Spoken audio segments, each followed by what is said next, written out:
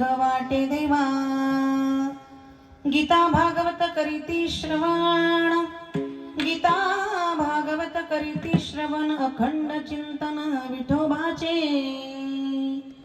कुळी कन्या पुत्र होती जे सात्विक तयाचा हरीख वाटे देवा तुका म्हणे मज घडो त्यांची सेवा तुका म्हणे मज घडो त्यांची सेवा तरी माझ्या दैवा पार नाही कुळी कन्या पुत्र होती जे सात्विक तयाचा हरीख वाटे देवा विठ्ठल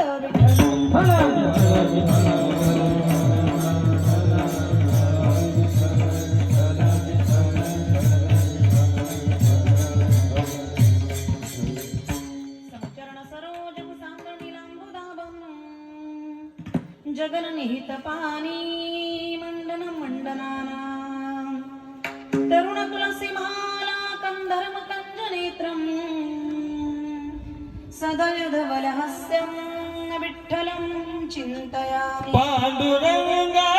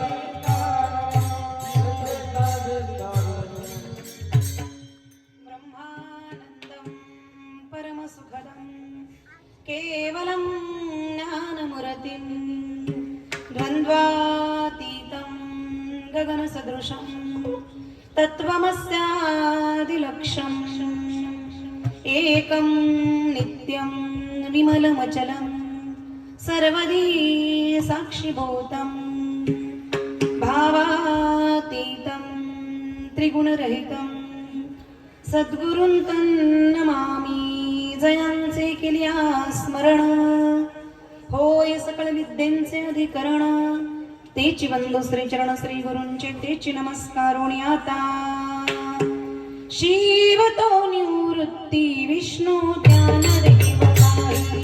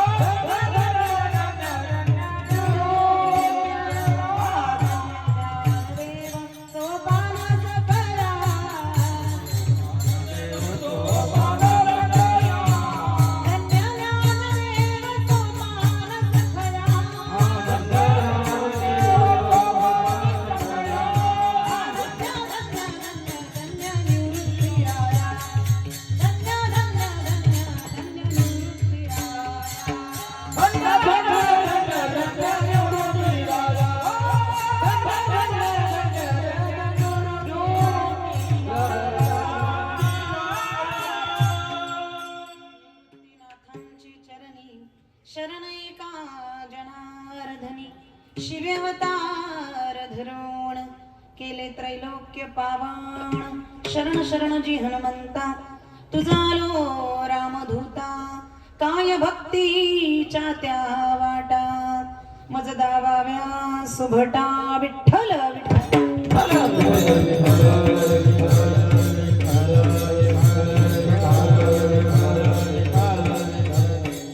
आपुलिया हिता जो असे जागता. आपुलिया हिता जो असे जागता. धन्य माता पिता तयाचिया. कुळी कन्या पुत्र होती जे सात्विक. तयाचा हरीख वाटे देवा. साधू संतांच्या पदस्पर्शाने भगवान परमात्म्याच्या वास्तव्याने पुनीत पावन झालेली भूमी श्री क्षेत्र प्रतापपूर या पवित्र स्थानावरती आज या ठिकाणी मानमोडे बाबा मंदिराच्या आणि ह्या प्रांगणामध्ये कैलास वसे गंगा भागीरथी जनाबाई सावित्रा आंधळे या माता माऊलींचा आज प्रथम पुण्यस्मरण अर्थात वर्ष श्राद्ध अर्थात तर्पणाचा विधी. आणि या प्रथम पुण्यस्मरणाच्या वर्ष श्राद्धाच्या तर्पणाच्या विधीच्या निमित्ताने आज या ठिकाणी कीर्तनरूपी सेवेकरता घेतलेला अभंग देहूचे सुप्रसिद्ध साधू संत हृदय सम्राट विश्वसंत विश्ववंदे विश्वभूषण जगताचे जगद्गुरु वैराग्याचे महामेरू देहू निवासी श्री संत तुकोबाराय यांचा आहे. विठ्ठल विठ्ठल.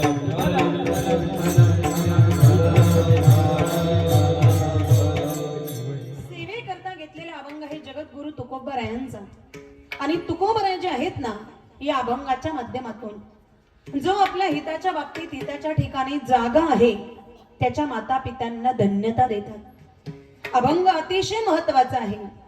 अतिशय महत्वाचा विचारणीय चिंतनीय नव्हे नव्हे तर तत्वस्वरूप करणी असा अभंग आहे. विठ्ठल विठ्ठल.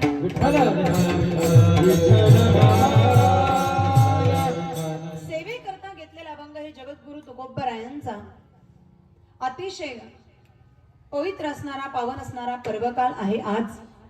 आणि या पर्वकाळावरती या माता माऊलीचं प्रथम पुण्यस्मरण आहे. वर्ष श्राद्ध आहे. तर्पणाचा विधी आहे.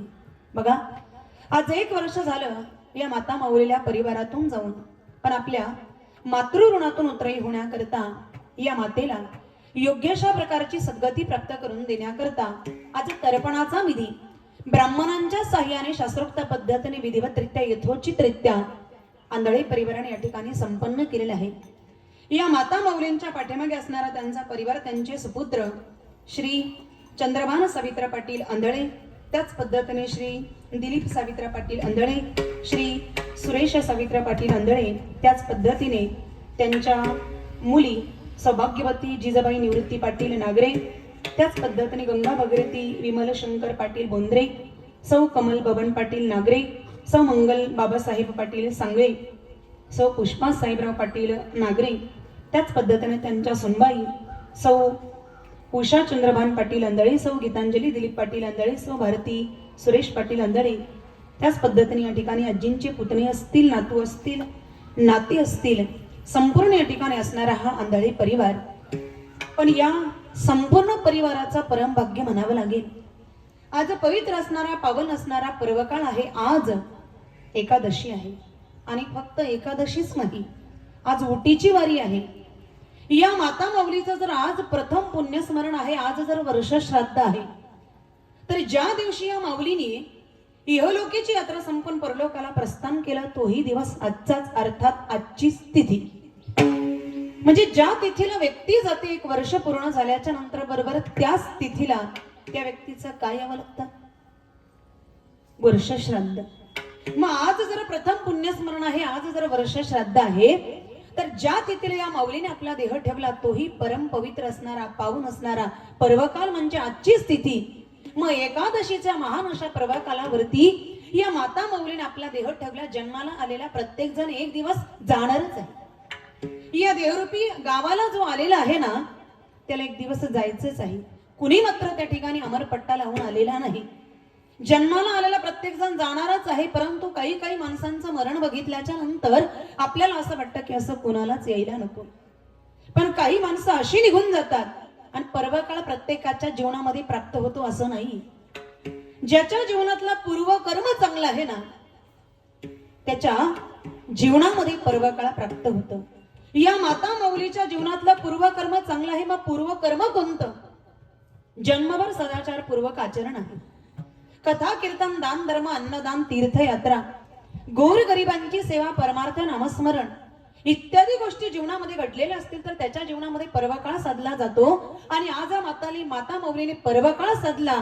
कुठेतरी या पुण्यस्मरणाच्या वर्ष श्राद्धाच्या निमित्ताने हा पर्वकाळ आपल्याला प्राप्त झाला. हे आपलं परम भाग्य.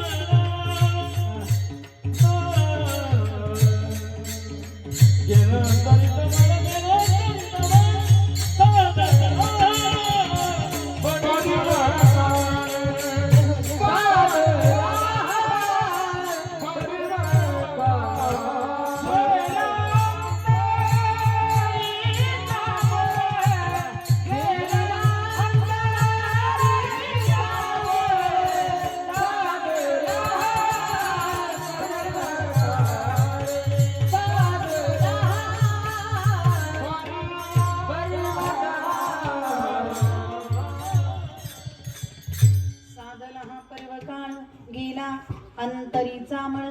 या माता माऊलीने पर्वकाळ साधला आणि या पुण्यस्मरणाच्या वर्ष श्राद्धाच्या निमित्ताने आज तो आपल्याला प्राप्त झाला.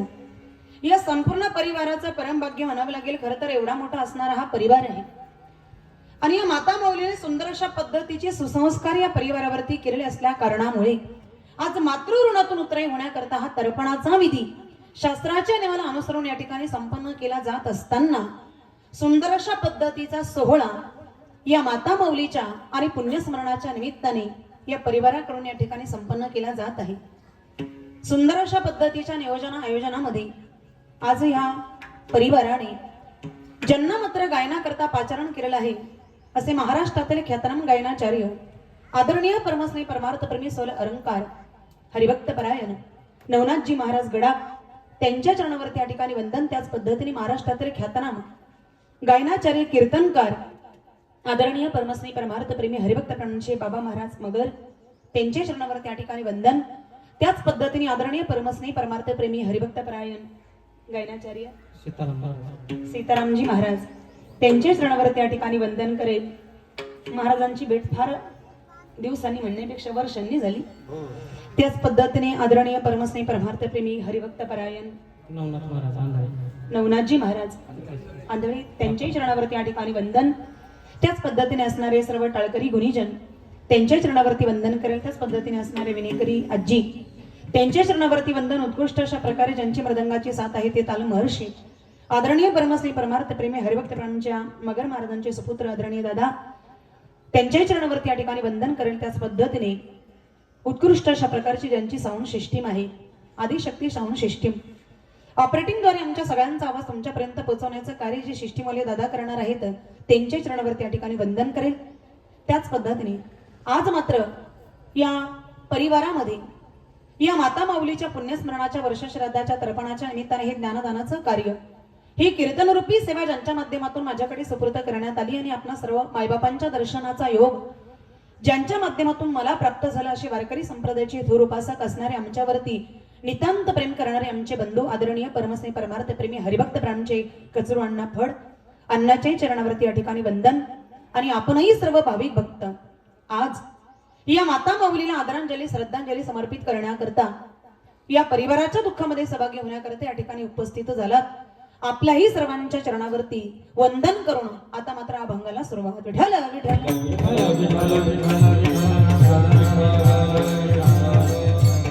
सेवेकरता घेतलेला अभंग आहे जगद्गुरु तुकोबर यांचा. आज या माता माऊलीचं पुण्यस्मरण वर्ष श्राद्ध तर्पणाचा विधी आणि या प्रथम पुण्यस्मरणाच्या वर्ष श्राद्धाच्या निमित्ताने आज ही सेवा जी घडत आहे ती नैमित्तिक अशा स्वरूपाची आहे. कारण निमित्ताला धरून केली जाणारी सेवा त्याला म्हणतात नैमित्तिक सेवा.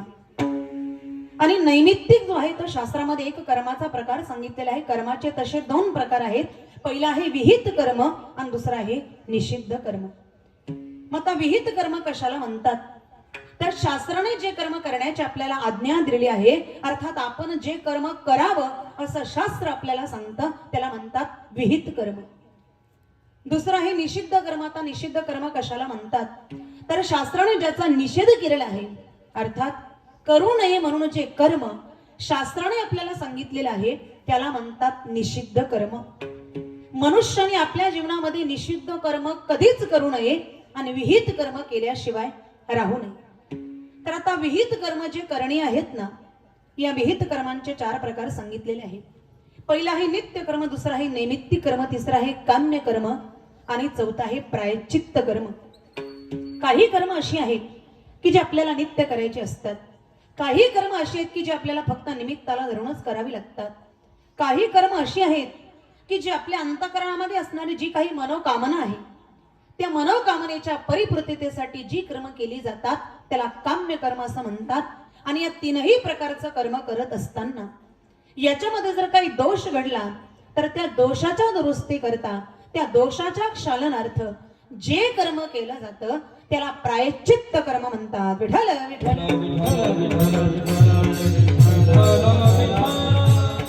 विहित अशा प्रकारची 4 कर्म सांगितली, त्यापैकी दुसरा नैमित्तिक म्हणून कर्माचा प्रकार सांगितलेला आहे. मग आता निमित्ताला धरून शास्त्रोक्त पद्धतीने विधिवतरित्या यथोचितरित्या केलेलं जे कर्म आहे त्याला म्हणतात नैमित्तिक कर्म. आणि मनुष्याने आपल्या जीवनामध्ये कोणती कोणती कर्तव्ये पार पाडावीत आणि त्यातही पुत्राचं उचित अशा प्रकारचं कर्तव्य कोणतं आहे? तर आपली माता अगर आपले पिता मरण पावले असताना त्यांचे अंकित जे दिवस असतात त्या अंकित दिवसांमध्ये पुत्राने श्राद्ध, पिंड, तर्पण, उदक प्रदान क्रिया, पिंड प्रदान क्रिया हे सर्व प्रकारचे विधी करून ते दिवस पार पाडायचे असतात. पुत्राचं उचित अशा प्रकारचं हे कर्तव्यच आहे. कारण महावैष्णव माऊली ज्ञानोबा ज्ञानेश्वरीच्या 18व्या अध्यायामध्ये त्याचं वर्णन करतात.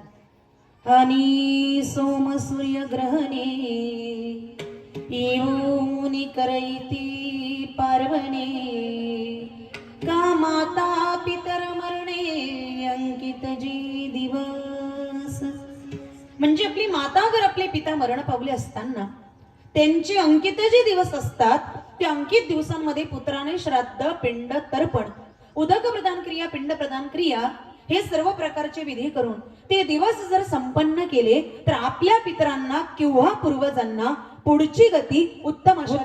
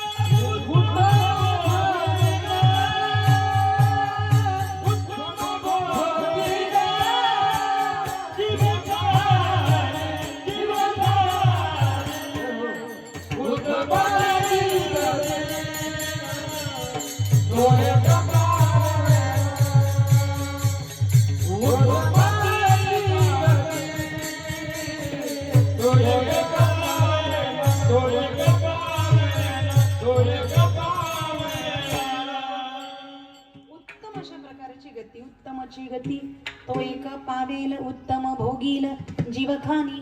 फक्त त्या पितरांना नाही तर पूर्वजांना पुढची गती उत्तम अशा रीतीने प्राप्त होते. मग नियत असणारा जो दिवस आहे अर्थात आपल्या पितरांचा जो नियमित दिवस आहे त्या नियमित दिवसामध्ये पुत्राने हे सर्व प्रकारचे विधी शास्त्राच्या नियमाला अनुसरून संपन्न करणं गरजेचं आहे. मग आता तुम्ही इथं बसलेले सर्वजण एक म्हणाल, श्राद्ध असेल, पिंडदान असेल, तर्पण असेल, उदक प्रदान क्रिया असेल, हे सर्व प्रकारचे विधी आम्हाला मान्य आहे, पण त्याच्यानंतर तुमचं हे कीर्तन कशा करता?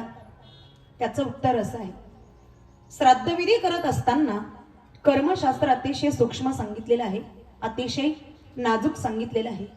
हा विधी करत असताना कधी याच्यामध्ये दोष घडेल, कधी याच्यामध्ये चूक घडेल, कधी याच्यामध्ये न्यूनता येईल, हे आपल्याला सांगता येत नाही.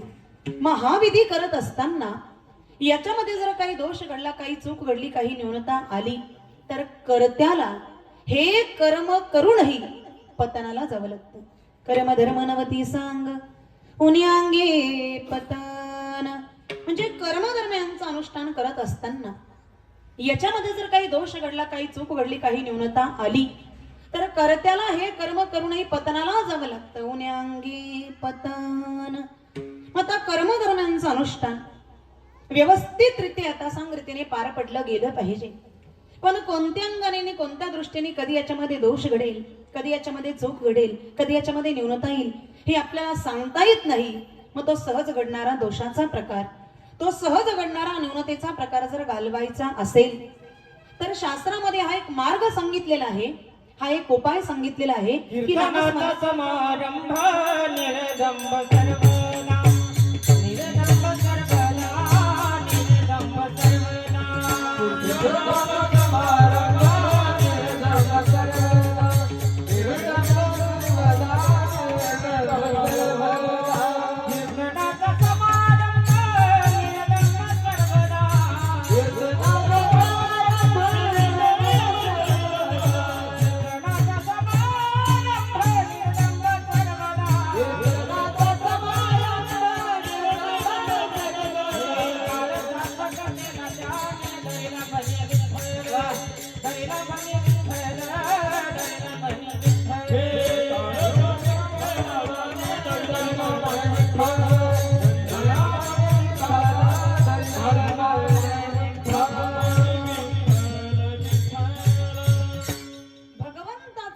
निर्दंब इतकं प्रभावी साधन आहे की या कर्मामध्ये असणारे जेवढे काही दोष असतील त्या सर्वांचं परिमार्जन करून या विधीला सर्वांगाने परिपूर्णता प्राप्त करून देण्याचं काम हे भगवंताचं नामचिंतन करतं.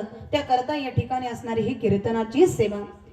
आरंभी आवडी आदरे आले नाम, आरंभी आवडी आदरे आले नाम, आरंभी आवडी आदरे आले नाम, आरंभी आवडी आदरे आले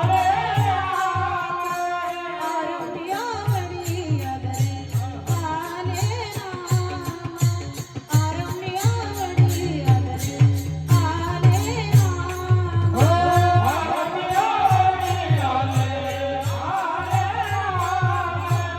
आरंभी आवडी आदरे आले नाम. तिने सकळ सिद्धी जगी झाले पूर्ण काम, तिने सकळ सिद्धी जगी झाले पूर्ण काम. रामकृष्ण गोविंद गोपाळ, रामकृष्ण गोविंद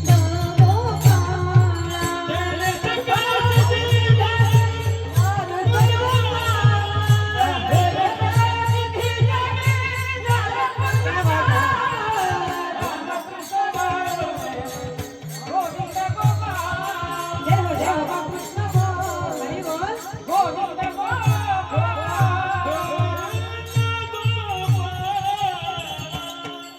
आरंभी आवडी आदरी आले नाम, तिने सकळ सिद्धी जगी झाले पूर्ण काम. किंवा महाविष्णू माऊली दानोबारे हरिपाठामध्ये वर्णन करतात, रामकृष्ण नाम सर्व दोष हरण, जड जीवा तारण हरी. भगवंताचं नामचिंतन इतकं प्रभावी साधन आहे. या कर्मामध्ये असणारे जेवढे काही दोष असतात त्या सर्व दोषांचं परिमार्जन करून या विधीला सर्वांगाने परिपूर्णता प्राप्त करून देण्याचं काम भगवंताचं नामचिंतन करतं. त्या करता या ठिकाणी असणारी ही कीर्तनाची सेवा. विठ्ठल विठ्ठल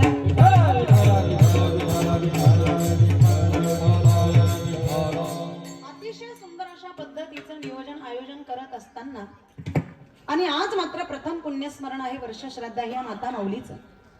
वर्ष श्राद्ध प्रथम पुण्यस्मरण म्हणजे आजच्या दिवसापर्यंत या जीवात्म्याचा प्रवास यमधर्माच्या दूतांबरोबर सुरू होता. आज हा प्रवास पूर्ण होऊन या माऊलीला दुसरी योनी प्राप्त होणार. मग आजच्या दिवसापर्यंत या माता माऊलीचा प्रवास यमधर्माच्या दूतांबरोबर सुरू होता.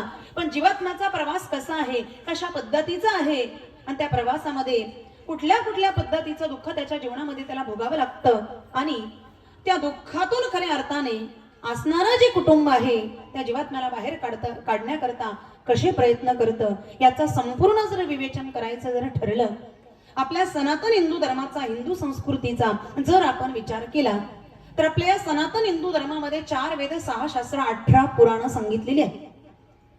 या 18 पुराणांपैकी एक गरुड नावाचं पुराण आहे. मग आता गरुड नावाचं जे पुराण आहे, हा गरुड पुराण नावाचा जो ग्रंथ आहे, हा ग्रंथ आपण कधी ऐकतो किंवा कधी आपण सांगतो? सांगितला जातो ना. गरुड पुराण कधी सांगतात? 10 दिवसांमध्ये. कधी सांगतात? खरं तर असा कुठे संप्रदायामध्ये लिखित नियम नाही, माणूस गेल्याच्या नंतरच वाचा किंवा माणूस गेल्याच्या नंतरच सांगा, असा लिखित नियम नाही. पण किमान त्या 10 दिवसांमध्ये ते किती दिवस सांगायचं आहे मी नाही सांगत, शास्त्र सांगतं किमान 7 दिवस सांगितलं पाहिजे. नाहीच जमलं तर 5 दिवस. पण आता बुद्धिवादी ते एवढे हुशार निघाले महाराज. गरुड पुराण नावाचा ग्रंथ सांगितला जातो 7 दिवसामध्ये. काही सांगतात 5 दिवसामध्ये, काही सांगतात 3 दिवसामध्ये, काही सांगतात 2 दिवसामध्ये, काही सांगतात 1 दिवसात, काही त्याच्यापेक्षा बुद्धिवादी ते 2च तासात सांगतात. काय काय सांगतात? गरुड पुराण काय सांगतात?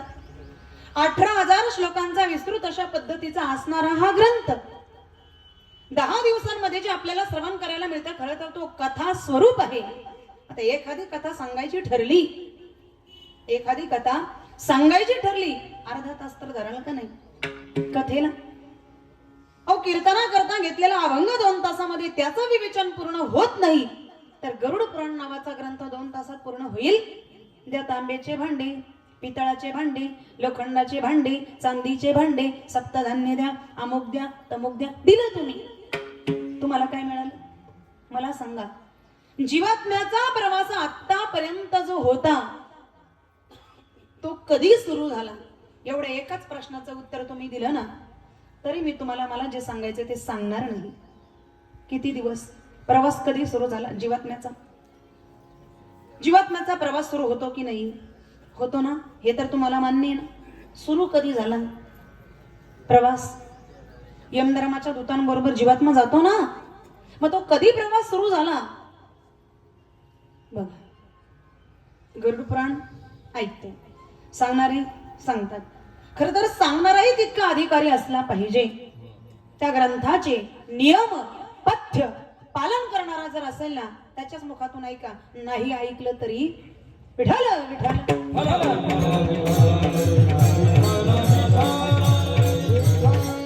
आता जीवात्मा गेल्याच्या नंतर, देह कोसळल्याच्या नंतर खऱ्या अर्थाने या देहाची प्रतिछाया तयार होते. या देहाची प्रतिछाया तयार होते. मग देहाची प्रतिछाया म्हणजे काय? या शरीरासारखंच दिसणार दुसरं एक शरीर तयार होतं. मग आता जे शरीर तयार झालेलं आहे, या शरीरासारखं दिसणारी जी प्रतिछाया तुमच्या आपल्यामध्ये किती दिवसांकरता वास्तव्याला राहते? जे शरीर आहे, जी प्रतिछाया आहे, अर्थात तो जीवात्मा तुमच्या आमच्यामध्ये वास्तव्याला राहतो. पण किती दिवस, किती दिवसांकरता वास्तव्याला राहतो? बरं मला सांगा, गरुड पुराण कोणी कोणी ऐकलंय हो? कोणी कोणी ऐकले? ऐकलेलं असेल बोट तरी वरती करा. कोणी कोणी ऐकलंय? जाऊ दे. असो, तो जीवात्मा तुमच्या आमच्यामध्ये किती दिवसांकरता वास्तव्याला राहतो? तर तो जीवात्मा तुमच्या आमच्यामध्ये 13 दिवसांकरता वास्तव्याला राहतो. किती? आता 10 दिवसांपर्यंत गेलेल्या जीवात्म्याकरता दशपिंड समर्पित केले जातात. काही भागांमध्ये पहिल्या दिवशी 1, दुसऱ्या दिवशी 2, तिसऱ्या दिवशी 3, अशा पद्धतीने 10 दिवसांपर्यंत दशपिंड. पण कधी कधी आपण 10 दिवसांमध्येच दशपिंड एकाच दिवसामध्ये संपन्न करतो. मग आता 10 दिवसांपर्यंत दशपिंड समर्पित केले जातात. 11वा पिंड वायस पिंड म्हणजे कावळ्याचा पिंड. आता 10 दिवसांपर्यंत काय केलं जातं हे काही सांगण्याच्या भानगडीत पडत नाही. पण आता पुढे झाला 11वा, 12वा आणि 13व्याचा विधी संपन्न. मग आता 13वा तरी कुणाचा? 13व्याचा विधी तरी कुणाचा? शास्त्र सांगतं ग्रहस्थाश्रमी जर व्यक्ती गेली असेल तर त्याचा 13वा संपन्न केला जातो. ब्रह्मचारी जर व्यक्ती गेली असेल तर त्याचा 14वा, वानप्रस्थाश्रमी जर असेल तर त्याचा 15वा, आणि एखादा संन्यासी जर महात्मा असेल तर त्याच्याकरता 16वा संपन्न केला जातो, ज्याला षोडशी नावाचा संस्कार म्हटलं जातं. मग शास्त्र काय सांगतं? ग्रहस्थाश्रमी जर व्यक्ती गेली असेल तर त्यांच्याकरता 13वा संपन्न केला जातो. मग तो जीवात्मा तुमच्यामध्ये 13 दिवसांकरता वास्तव्याला राहतो. एकदा का 13व्याचा विधी संपन्न झाला की त्या जीवात्म्याचा प्रवास यमधर्माच्या दूतांबरोबर सुरू होतो. मग आता यमधर्माच्या दूतांबरोबर त्या जीवात्म्याला जो प्रवास करायचा आहे तो प्रवास एका नदीतून आहे. मग आता ज्या नदीतून जीवात्म्याला प्रवास करायचा, नदीचं नाव काय? त्या नदीचं नाव आहे वैतरणी नदी. मग वैतरणी नावाची जी नदी आहे त्या नदीतून त्या जीवात्म्याला प्रवास करायचा. तुम्ही म्हणाल किती सोपं आहे ताई, एखादी बोट घ्यायची, पाण्यामध्ये सोडायची, तिच्यामध्ये बसायचा ना आपला प्रवास. एवढं सोपं आहे का ते? मारीती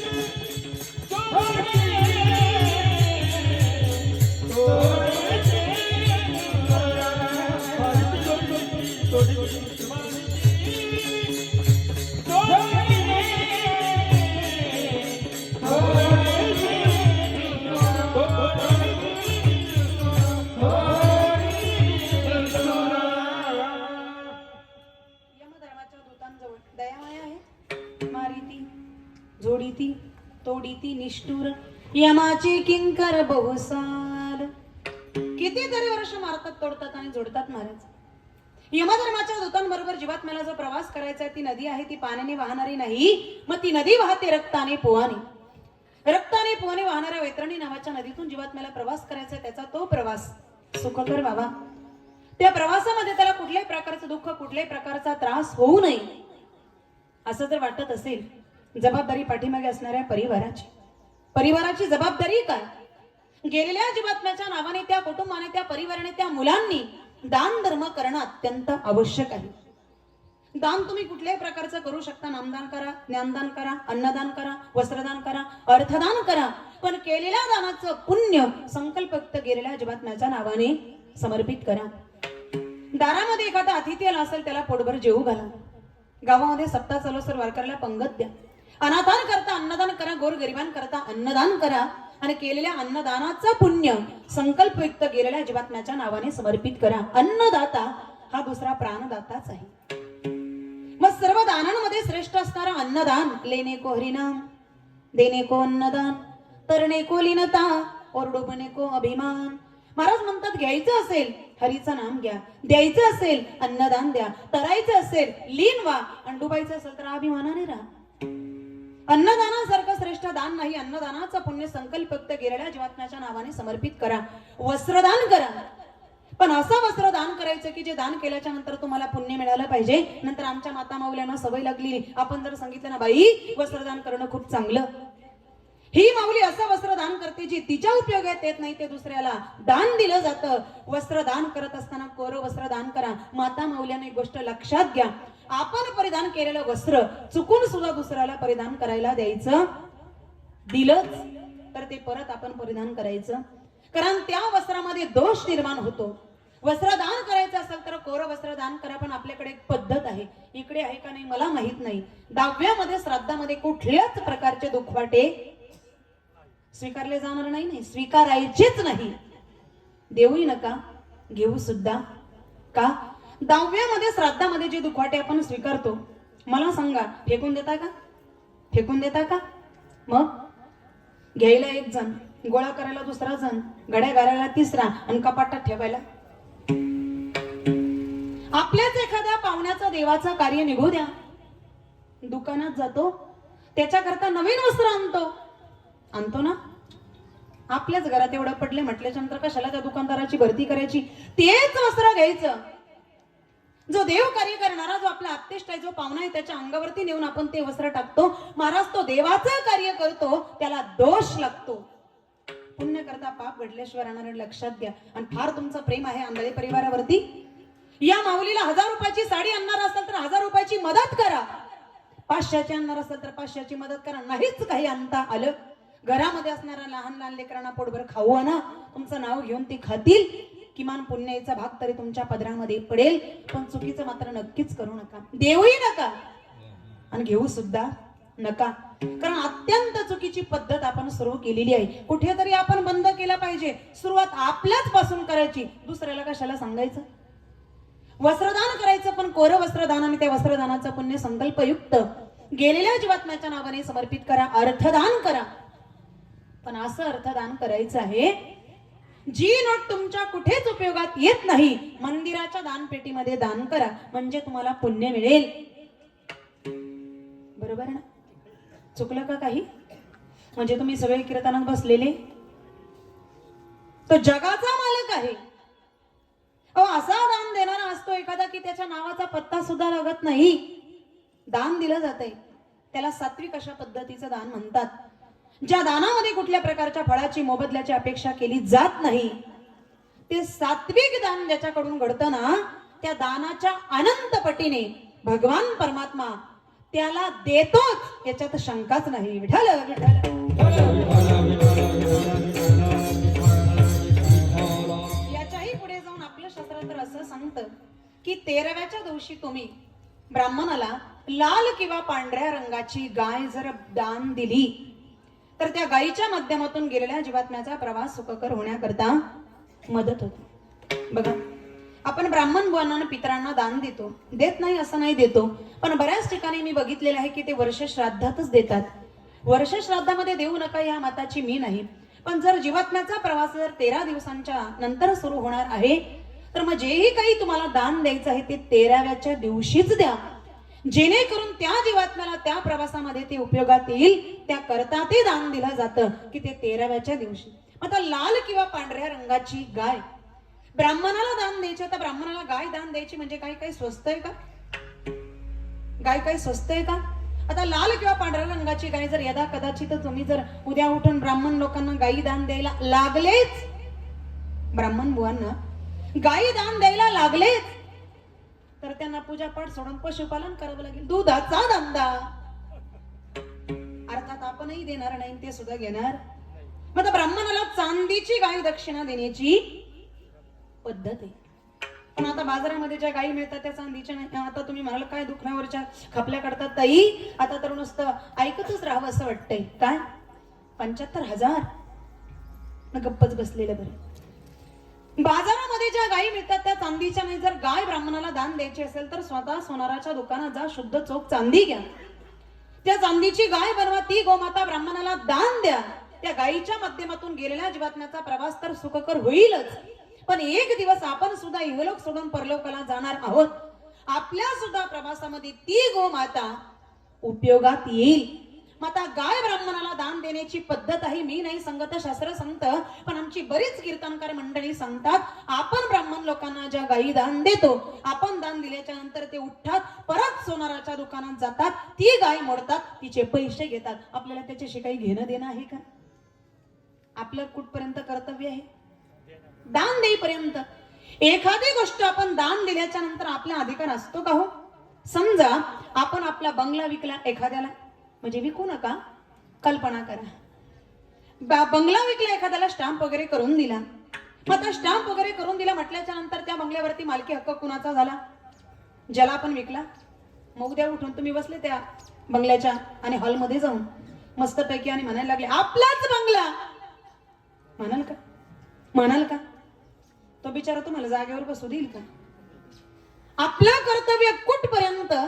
दान देईपर्यंत. दान देणं म्हणजे समर्पण करणं. दुसऱ्याला वस्तू जर दिली तिच्यावर आपला अधिकार राहिला का? तो ब्राह्मण तिकडे त्याची मोडो नाही तर आणखीन काही करू त्याच्याशी देणं घेणं आहे का? शास्त्र तुला कुठपर्यंत सांगते दादा? फक्त गाय ब्राह्मणाला दान देण्याची पद्धत. मग गाय ब्राह्मणाला दान दिल्याच्या नंतर त्या गायीच्या माध्यमातून गेलेल्या जीवात्म्याचा प्रवास सुखकर होण्याकरता मदत होते, म्हणून दान देण्याची पद्धत आहे. विठ्ठल विठ्ठल. 13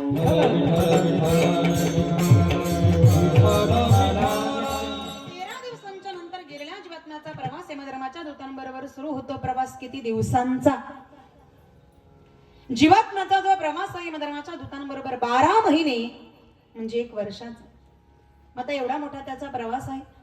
त्याच्या प्रवासामध्ये त्याला तहान लागते, त्याला भूक लागते. मग भोजनाची व्यवस्था म्हणून प्रत्येक महिन्याला मासिक श्राद्धाच्या दिवशी एक पितर म्हणजे उपास करू जेवू घातला जातो. मग आता 13 दिवसांच्या नंतर त्या जीवात्म्याचा प्रवास 12 महिने म्हणजे 1 वर्षाचा आहे. 16 प्रकारची गावं त्याला लागतात आणि 12 गावांना त्याचा मुक्काम आहे, म्हणून 12 महिने. विठ्ठल विठ्ठल.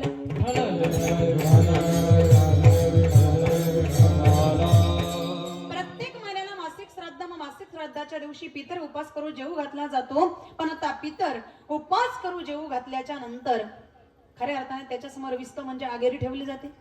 आगेरी ठेवल्याच्या नंतर बनवलेले पदार्थ त्याच्यावरती टाकले जातात. बनवलेले पदार्थ त्याच्यावरती टाकल्याच्या नंतर गावठी तुपाची, गावरान तुपाची दाळ धरल्याच्या नंतर त्याच्या माध्यमातून काय निर्माण होतो? काय निर्माण होतो? काहीतरी निर्माण होतो ना, धूर निर्माण होतो. मग त्या धुराच्या माध्यमातून आपण बनवलेल्या अन्नामध्ये असणारा अर्ध अन्न गेलेल्या जीवात्म्याला रस्त्यामध्ये प्राप्त होतं. आता तुम्ही मनात विचार कराल, तो पितर जेवला इथे, आगेरी दिली इथे, बरं धूर निघताना सुद्धा पाहतो इथेच, तिथपर्यंत पोहोचलं कसं? बघा, तर तिथपर्यंत पोहोचण्याचं कार्य अर्थात आपण केलेलं तर्पण जर इथे राहिलं, पिंड बनवलेला इथे, पण गेलेल्या जीवात्म्यापर्यंत श्रद्धा प्रवाहित करण्याचं कार्य आर्यमा नावाची जी देवता आहे का, आपले पितर ज्या लोकांमध्ये राहतात ती आर्यमा नावाची देवता ती श्रद्धा प्रवाहित करण्याचं कार्य, अन्न प्रवाहित करण्याचं कार्य त्या ठिकाणी करते. म्हणून मात्र प्रत्येक महिन्याला मासिक श्राद्धाच्या दिवशी एक पितर जेवू घातला जातो. मग आता तो पितर म्हणजेच उपास करू कधी जेवला पाहिजे? कधी जेवला पाहिजे? किती वाजता जेवला पाहिजे? किती वाजता जेवला पाहिजे? पितर जेवू घालतात ना का नाही जेवू? कधी जेवला पाहिजे? पितर चुकलं तर चुकलं, तसं आपण शिक्षा नाही करत. कधी जेवला पाहिजे? कधी जेवला पाहिजे? 12 वाजता. कधी जेवला पाहिजे? तुमचं काय म्हणणं आहे? कधी जेवला पाहिजे बाबा? पितर 12 वाजता. कधी जेवला पाहिजे? बरोबर आहे ना? पितर 12च वाजता जेवला पाहिजे. एवढं घाबरता कशाला? मला तसं काही येत पण नाही बरं का. मग तो पितर जेवला पाहिजे सूर्य माध्यान्ह काळात आल्याच्या नंतर, म्हणजेच 12 वाजता. पितर 12 वाजता जेवला पाहिजे असं मी नाही सांगत, शास्त्र सांगतं. पण आपल्याला सवय लागलेली, आपल्याला उद्या उपास करू जेवू घालायचं असलं ना, आदल्याच दिवशी फोन, उद्याचं लक्षात आहे ना, लवकर या. आमच्या पाठीमागे फार महत्वाचं काम, एकदा तुमचं झालं आम्ही आमच्या पुढच्या कामाला. तुम्ही तुमच्या सोयीप्रमाणे 8 वाजता, 9 वाजता, 10 वाजता, 11 वाजता, 11:30 वाजता जरी उपास करू जेवू घालत असाल, उपास करू जेवणार नाही. पाहुणा जेवून जाईल आणि असणारा जीवात्मा मात्र अतृप्तच राहील, कारण तो जेवला पाहिजे सूर्य माध्यान्ह काळात आल्याच्या नंतर, म्हणजे 12च वाजता. आता तुम्ही मनात विचार कराल, ताई पितर 12 वाजता जेवला पाहिजे असं तुम्ही आम्हाला सांगता, पण 12 वाजता जेवण्याकरता तो तसा मिळालाही पाहिजे. कारण आता प्रत्येकाच्या शरीराला काही ना काहीतरी व्याधी, कुणाला बीपी तर कुणाला शुगर. बरं, शुगरवाल्या माणसांचं कसं असतं माहिती का? सकाळी 7:30 वाजताच गोळी. मग आता त्याने सकाळी 7:30 वाजता जर गोळी घेतली असेल तर त्याला 8 वाजता पोळी नको का? मग असा उपास करू सांगूच नका. आणि एखाद्या महिन्याला जर उपास करू मिळाला नाही तर त्या महिन्याला काय करायचं? बनवलेल्या अन्नाचं पात्र बनवायचं आणि बनवलेल्या अन्नाचं पात्र सूर्य माध्यान्ह काळात आल्याच्या नंतर गायीला समर्पित करा. पण कोणती गाय? गावठी गाय, गावरान गाय, जिच्या शरणामध्ये 33 कोटी देवता वास्तव्य करतात, जी आपल्या हिंदू धर्माचं प्रतीक आहे. पण आपल्या दारात राहिली का? आमच्या सारख्यांचं सोडा, पण शेतकऱ्याच्या दारात आहे का? ती गो माता इतकी पवित्र आहे महाराज, नुसती आपल्या दारात उभी असली तर अगणित पुण्याची प्राप्ती. त्या गावठी गाईला, गावरान गाईला सूर्य माध्यान्ह काळात आल्याच्या नंतर बनवलेल्या अन्नाचं पात्र तुम्ही समर्पित केलंत ना, तरीही पितृत जेवल्याचं पुण्य तुम्हाला प्राप्त होईल की तुम्ही केलेला विधी गेलेल्या जीवात्म्यापर्यंत पोच होणार. विठ्ठल विठ्ठल.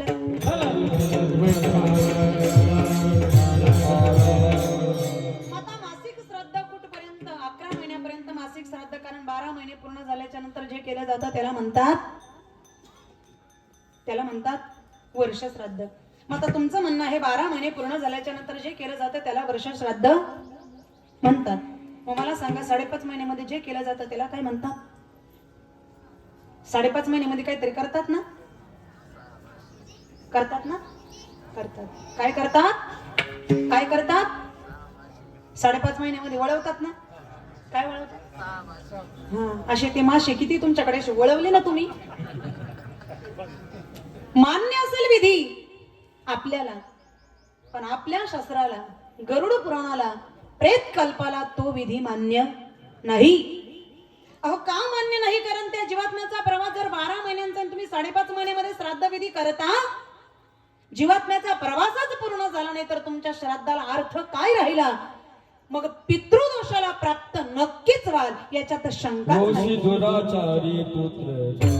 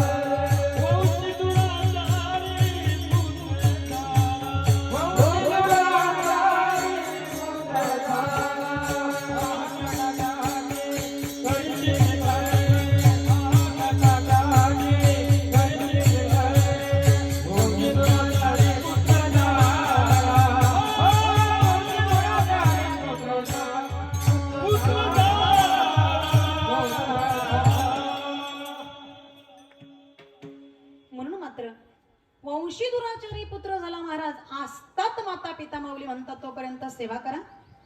गेल्याच्या नंतर त्यांची महती वाढवण्याकरता त्यांचं श्राद्ध तर्पण करणं पुत्राचं, परिवाराचं उचित अशा प्रकारचं कर्तव्य आहे.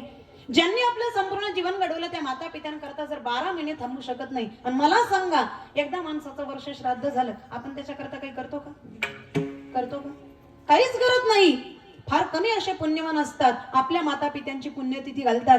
ते आई वडीलही भाग्यवान, ती मुलंही भाग्यवान. वर्ष श्राद्धापर्यंत पोहोचलो नशीब समजा, नाहीतर 5.5 महिन्याचं संशोधन लागलंच नसतं. 5.5 महिन्यामध्ये श्राद्ध विधी केलेला आपल्याला मान्य, आपल्या शास्त्राला, गरुड पुराणाला तो विधी अजिबात मान्य. आणि जर केलाच असेल एखाद्याने, चुकून झालं असेल, कळत न कळत होऊ शकतं, वडिलांचं झालं असेल श्राद्ध 5.5 महिन्यामध्ये, आपलं शास्त्र असं सांगतं आपल्या भारत देशाच्या ईशान्य कोपऱ्यामध्ये मगध नावाचा देश, भागवतात त्याला मगध देश म्हणतात. सध्या त्याचं नाव बदललं, सध्याचा चारा घोटाळा, सध्या हयात असणारं बिहार राज्यामध्ये एक नदी वाहते, नदीचं नाव फाल्गू नदी. फाल्गू नदीच्या तीरावरती गाव, गावाचं नाव गया. गयाला झाला राक्षस, त्याचं नाव गयासूर. विस्तृत कथाभाग सांगत नाही, वेळ कमी आहे. अजून हा भांगाकडे वळता वळता तुम्ही श्राद्धच चाललं. म्हणून मात्र त्या गयेला जाऊन वडिलांच्या नावाने जर श्राद्ध पिंडदान केलं तर त्या पितरांना मोक्षाची प्राप्ती. आईच्या नावाने जर घडलं असेल तर आईच्या नावाने आपल्या भारत देशाच्या वायव्य कोपऱ्यामध्ये गुजरात मेहसाणा जिल्ह्यामध्ये मातृगया नावाचे एक गाव, त्या ठिकाणी सिद्धांनी वास्तव्य केलेलं असल्या कारणामुळे क्षेत्राला म्हणतात सिद्धपूर. त्या पवित्र सिद्धपूर क्षेत्रामध्ये आईच्या नावाने जर पिंडदान केलं तर त्या मातेला मोक्षाची प्राप्ती होते. विठ्ठल विठ्ठल.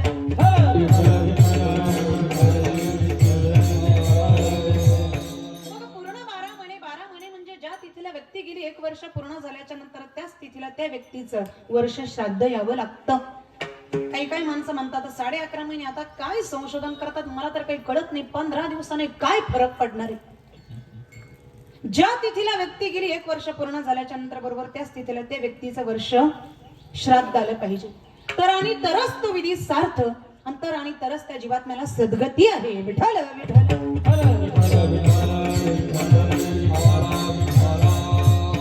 आजच्या दिवसापर्यंत या माता माऊलीचा प्रवास सुरू होता. आज प्रवास संपुष्टात येणार. 12 वाजेच्या नंतर या माऊलीला दुसरी योनी प्राप्त होणार. पण त्या योनीमध्ये शांती लाभावी, योग्य अशा प्रकारची सद्गती प्राप्त व्हावी, त्याकरता आजचा हा सोहळा आहे.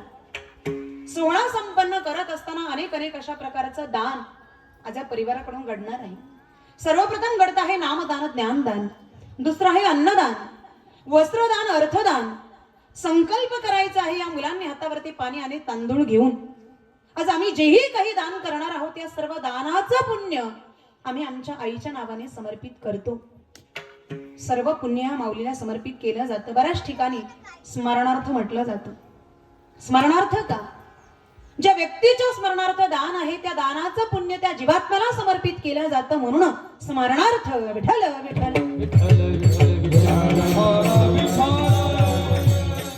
सेवेकरता घेतलेला अभंग जगद्गुरु तुकोबार यांचा अत्यंत महत्वाचा आहे. विचारणीय आहे, चिंतनीय आहे, तत्स्वरूप करणे आहे. का?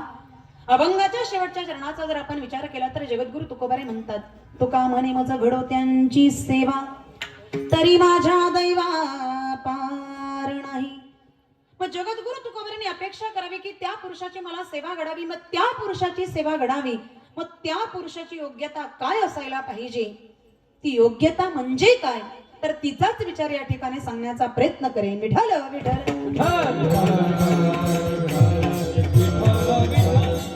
जीवन जगत असताना हा देह ज्या भगवान परमात्म्याने आपल्याला दिलेला आहे त्या भगवंताचं नामचिंतन करायला कधीच विसरू नका. आणि दुसरी गोष्ट, ज्या आई वडिलांनी हे जीवन आपल्याला दिलं, हा जन्म आपल्याला दिला, त्या माता पित्यांची सेवा करायला कधीच विसरू नका. का? सर्व तीर्थांचं पुण्य त्यांच्या चरणांजवळ वास्तव्य करतं. सकळ तीर्थाचे धुरे जे का माता पितरे, तया सेवेसी किर शरीरे लोन कीजे. सर्व तीर्थांचं पुण्य माता पित्यांच्या चरणांजवळ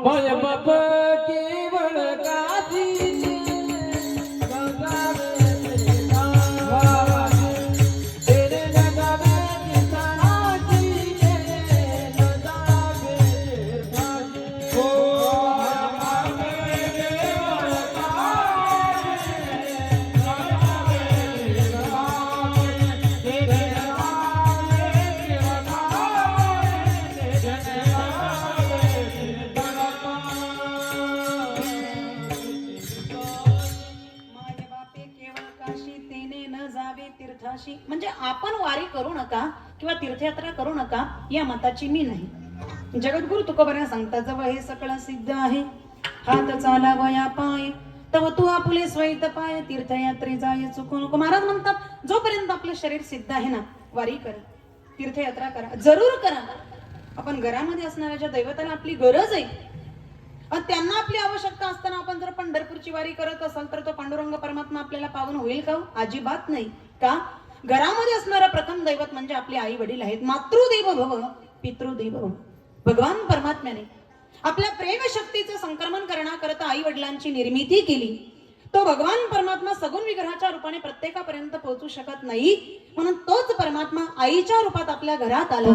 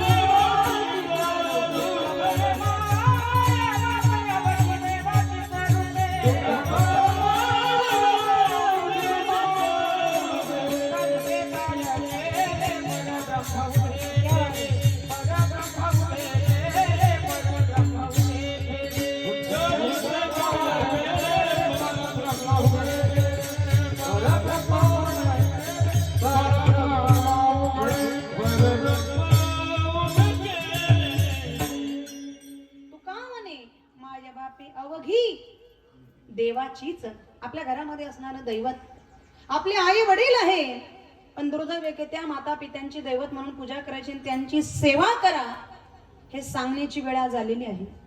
ज्यांनी आपलं संपूर्ण जीवन घडवलं महाराज, खरं तर त्यांच्या उपकारातून आपण कधीच उत्तीर्ण होऊ शकत नाही, पण किमान डोक्यावरचं वजन तर खांद्यावर आणू शकतो ना, त्याच्याकरता हा प्रयत्न आहे. आई वडील जोपर्यंत जिवंत असतात तोपर्यंत त्यांची सेवा गेल्याच्या नंतर त्यांचा हा सोहळा ज्या वेळेला संपन्न केला जाईल, जगद्गुरु तुकोबाराय सांगतात ते पितर जिथे कुठे असतील आपल्याला आशीर्वाद देतील. कल्याणाची पेट या मुला,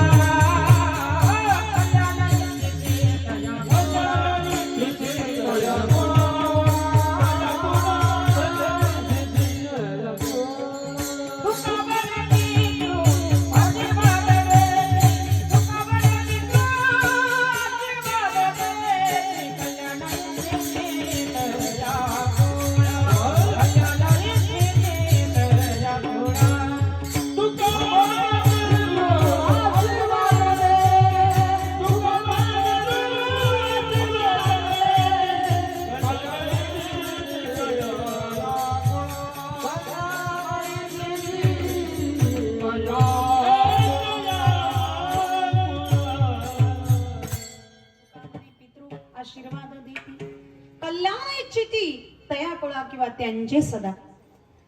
त्या कुळाचा कल्याण होण्याचा आशीर्वाद त्या पितरांनी आपल्याला द्यावा असं जर वाटत असेल ना, महाराज म्हणतात आई वडील जोपर्यंत जिवंत असतात तोपर्यंत त्यांची सेवा. ज्याला आपलं हित कळत असेल ना त्याने हिताच्या बाबतीमध्ये जागा असायला पाहिजे. मग आपलं हित कशात आहे? महाराज म्हणतात हिताचे करावे देवाचे चिंतन करून या मन शुद्ध भावे. भगवंताचं नामचिंतन करण्यामध्ये आपलं हित आहे, आई वडिलांची सेवा करण्यामध्ये आपलं हित आहे. जगद्गुरु तुकोबारायांनी सांगम आपल्या जीवनामध्ये परमेश्वराची भक्ती आणि आई वडिलांची सेवा करणारा जो हिताच्या बाबतीमध्ये जागा आहे ना, तुकोबारे म्हणतात त्याचं महत्व तुम्हाला काय सांगावं का? जो हिताच्या बाबतीमध्ये जागा आहे ना तो तर धन्य आहेच, तो तर धन्य आहेच. पण जगद्गुरु तुकोबाराय सांगतात की त्याला जन्म देणारे त्याचे माता पिता देखील धन्य. हेच अभंगाचं प्रथम चरण.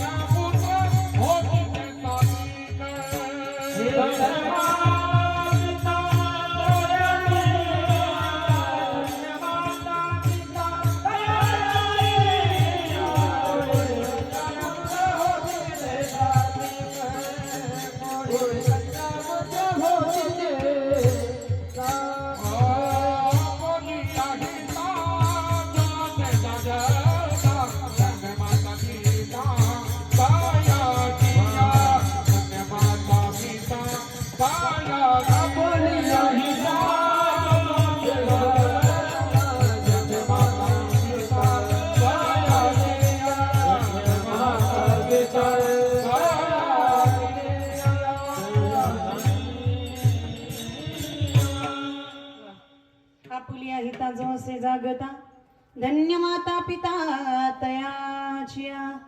तयाची माता पिता धन्य. तयाची म्हणजे कोणाच्या? तर आपुलिया हिता जो असे जागता धन्य माता पिता तयाची. महाराज म्हणतात जो हिताच्या बाबतीत हिताच्या ठिकाणी जागा आहे, अहो तो तर धन्य आहेच, पण त्याला जन्म देणारे त्याचे माता पिता देखील धन्य आहेत. अशी पराकोटीने जगद्गुरु तुकोबाराय त्यांची धन्यता गातात. विठ्ठल विठ्ठल.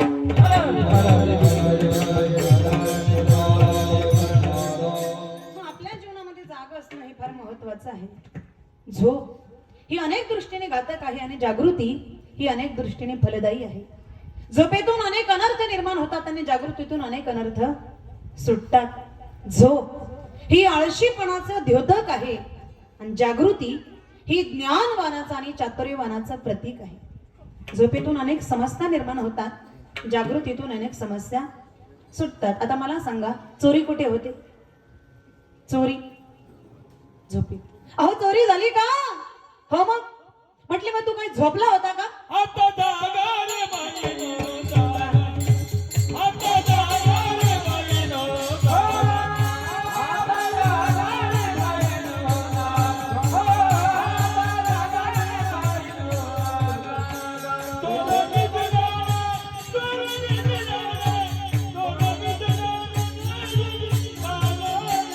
आता जागा रे बाईनो जागा.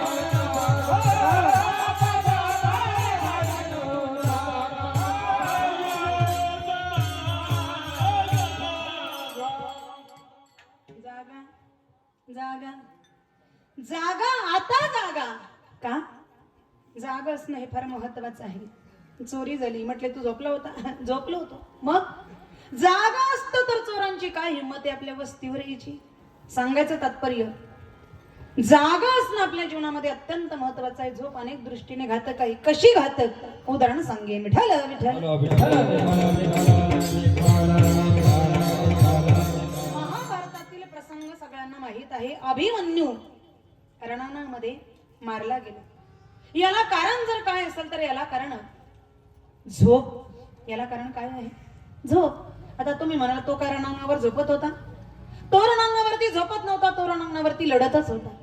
पण तो आईच्या उदरात असताना ज्या वेळेला भगवान श्रीकृष्ण परमात्म्याने चक्रव्यूहाची माहिती सांगितली सुभद्रा मातेला, ती चक्रव्यूहाची माहिती सांगत असताना चक्रव्यूहामध्ये प्रवेश कसा करायचा भगवान श्रीकृष्ण परमात्म्याने सांगायला सुरुवात केली, त्यावेळेला सुभद्रा माता जागी होती. आणि चक्रव्यूहातून बाहेर कसं पडायचं हे भगवान श्रीकृष्ण परमात्म्याने सांगायला सुरुवात केली आणि सुभद्रा मातेला झोप आली. देवाने विचार केला की आता ही तर झोपली, मग आता हे सांगायचं तरी कुणाला? म्हणून देवाने सांगणं बंद केलं. त्याचा परिणाम असा झाला, उदरामध्ये असणारा जो अभिमन्यू होता त्याला चक्रव्यूहामध्ये प्रवेश कसा करायचा याचं ज्ञान झालं, पण चक्रव्यूहातून बाहेर कसं पडायचं याचं ज्ञान त्याला न झाल्यामुळे त्या चांडाळ चौकडीत सापडून अभिमन्यूला आपल्या प्राणाला मुकावं लागलं. आणि याला कारण जर काय असेल, याला कारण झोप. याला कारण सुभद्रा मातेची झोप. विठ्ठल विठ्ठल.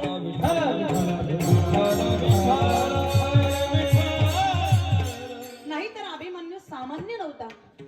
माऊली म्हणतात, हा सुभद्रा हृदय नंदनो जो परून अर्जुनो, तो अभिमन्यू म्हणे दुर्योधनो देखे द्रोण. माऊली म्हणतात, हा सुभद्रा मातेच्या अंतकरणाला आनंद देणारा अभिमन्यू दुसरा तिसरा कोणी नसून प्रति अर्जुनच आहे. एवढं त्याचं सामर्थ्य होतं, पण तो असा मारला गेला. याला कारण जर काय असेल तर याला कारण सुभद्रा मातेची झोप नडली. विठ्ठल विठ्ठल. म्हणून जाग असणं हे फार महत्वाचं आहे. आता जाग असणं हे जरी महत्वाचं असलं, पण दुसरं एक तुम्हाला सांगते बघा, जाग असणं हे जरी महत्वाचं असलं, पण जाग नेमकं कुठे असावं हे त्याच्यापेक्षा महत्वाचं आहे. नाहीतर काही काही माणसं रात्रभर जागतात आणि काय करतात, पत्ते पिसत बसतात, जुगार खेळत बसतात. मग धन्य माता पिता तर याची आहे का? जागा आहे, पण जागा नेमका कुठे आहे याला फार महत्व आहे. ज्याच्यामध्ये आपलं अनहित आहे ना, तिथे माणसाला झोपच यावी, आणि ज्याच्यात आपलं हित आहे तिथे माणसाने जागच असायला पाहिजे.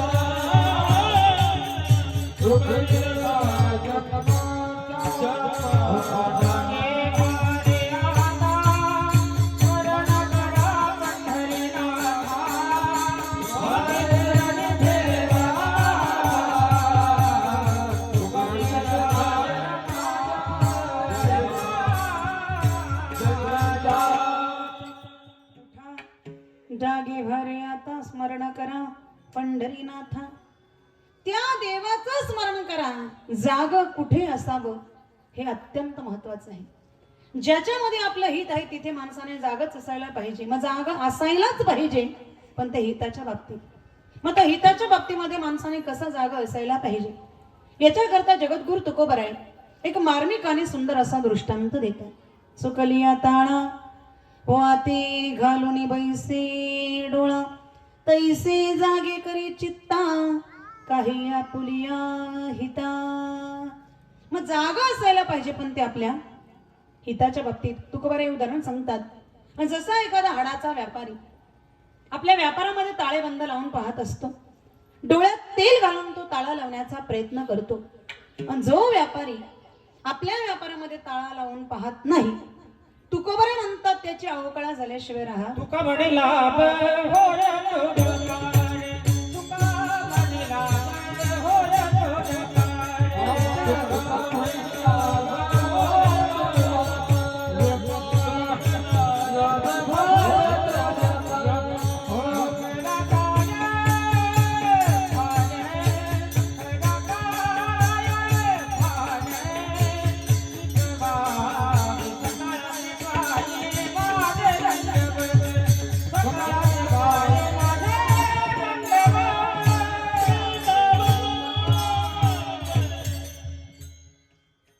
तुका म्हणे हित होय तो व्यापार करा काय फार शिकवावे.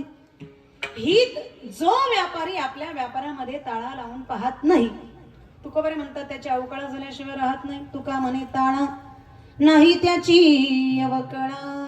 याचे दोनही अर्थ केले तरी काही हरकत नाही. ताळा नाही त्याची अवकळा आणि ताळा त्याची अवकळा नाही. जो ताळा लावून पाहत नाही, तुकोबाराय म्हणतात त्याची अवकळा तर होतेच, शिवाय त्याला दोषही लागतो. तुका म्हणे दोष आणि अवकळा न पडता ताळा घडत असे. म्हणून ताळा तो लावून पाहत असतो. जोपर्यंत ताळा लागत नाही तोपर्यंत तो झोपतही नाही, जागाच असतो. ज्या वेळेला ताळा लागतो त्याच वेळेला तो झोपतो. तुकोबाराय म्हणतात तो जसा जागा आहे ना तसा आपणही आपल्या चित्ताला जागा ठेवलं पाहिजे. आपल्या हिताच्या बाबतीत तैसे जागे करी चित्ता काही आपुलिया हिता. विठ्ठल विठ्ठल.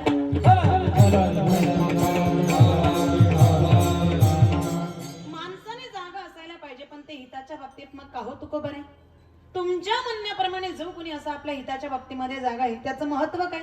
महाराज म्हणतात तोही धन्य, पण त्याला जन्म देणारे त्याचे माता पिता ही धन्य. माता पिता तयाच्या.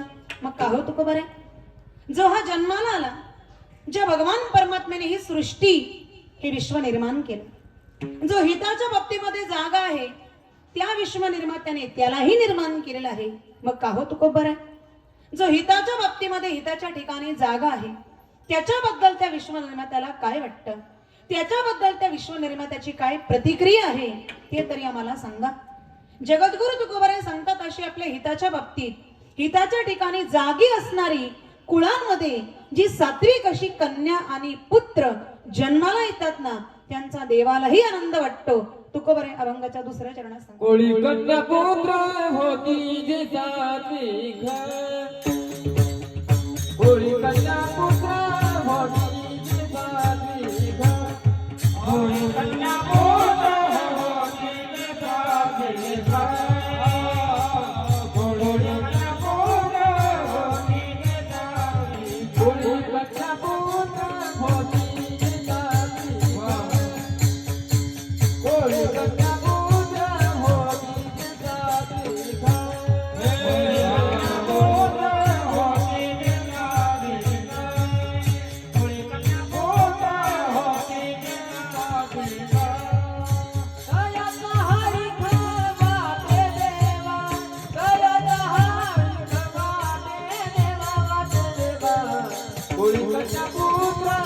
होती जे सात्विक कोळी कन्या पुत्र होती जे सात्विक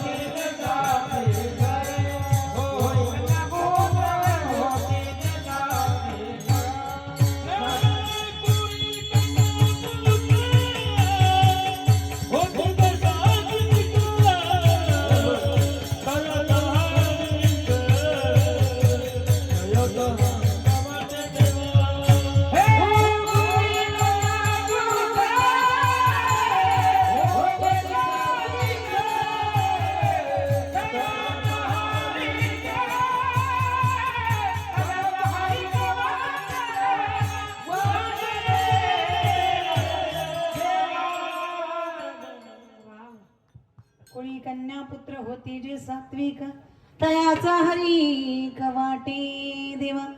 महाराज म्हणतात कुळांमध्ये जी सात्विक अशी कन्या आणि पुत्र जन्माला येतात का त्यांचा देवालाही आनंद वाटतो. तयाचा हरी कवाटे देवा. देवाला त्यांचा हर्ष वाटतो, देवाला त्यांचा आनंद वाटतो. कुणाचा? तर कुळांमध्ये जी सात्विक अशी कन्या आणि पुत्र जन्माला येतात त्यांचा. विठ्ठल विठ्ठल.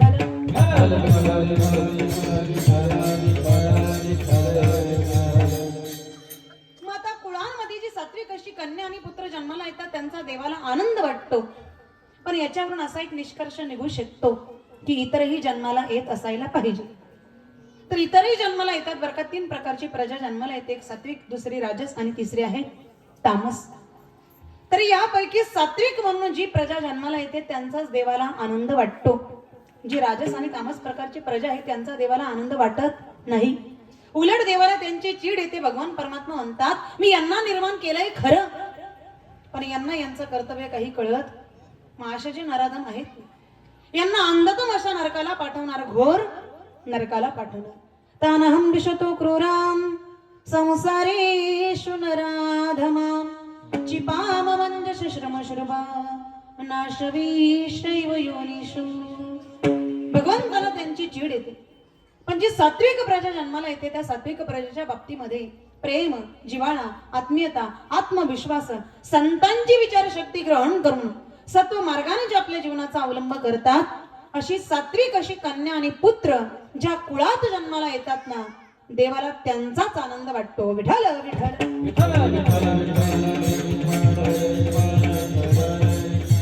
काही सात्विक कन्या शबरी, किती सात्विक कन्या जन्माला आली. मदलसा, मुक्ताबाई, जनाबाई, मीराबाई, सावित्रीबाई फुले, राणी लक्ष्मीबाई, राजमाता जिजाऊ आई साहेब, सिंधुताई सपकाळ, अधिकतम ज्या सात्विक कन्या जन्माला आल्या की त्यांनी आपल्या जीवनामध्ये दीन दुःखितांच्या सेवेमध्ये अंतःकरणामध्ये तळमळ आणि जिव्हाळा ठेवून त्यांची सेवा केलेली आहे. मग का बरं देवाला त्यांचा आनंद वाटणार नाही? त्याच पद्धतीने काही सात्विक असे पुत्र जन्माला येतात की त्यांचा सुद्धा देवाला आनंद वाटतो. मग आता पुत्र कोणाला म्हणतात? पुत्र म्हणजे आता तुम्ही म्हणाले एवढे मला कळत नाही का? पुत्र म्हणजे मुलगा. पण जो मुलगा आहे, जो मुलगा आहे तो पुत्र असेलच असं मात्र नाही. तुम्ही म्हणाल असं कसं काय? बघा, पुत्र नावाची व्याख्या मी तुम्हाला सांगते, ऐकल्याच्या नंतर तुमच्या लक्षात येईल. पूत नावाचा एक नरक आहे जो पुत्र दोषामुळे आपल्या पितरांना प्राप्त होतो. मग जो पुत्र या पूत नावाच्या नरकातून आपल्या पितरांना तरतो त्याला पुत्र म्हणतात. अशी महाभारतामध्ये पुत्र नावाची व्याख्या सांगितलेली आहे. पुन्हा मनो नरकात यस्मात् पितरं त्रायते सुतः तस्मात् पुत्रेति प्रोक्तः स्वयमेव स्वयंभुः. जो पुत्र या पूत नावाच्या नरकातून आपल्या पितरांना तारतो, पूर्वजांचा उद्धार करतो, त्याला पुत्र म्हणतात. विठ्ठल विठ्ठल.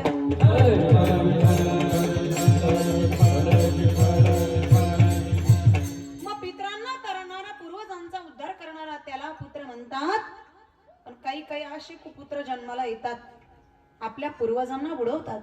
ऐसे कुळी पुत्र होती बुडविती पूर्वजा। पण पुत्र कोणाला म्हणता जो आपल्या पितरांना पूत नावाच्या नरकातून तारतो, पूर्वजांचा उद्धार करतो। धन्यवंशी जन्मला भगीरथ, गंगानुनी पूर्वज केले। ऐसा पुत्र देई गुंडा,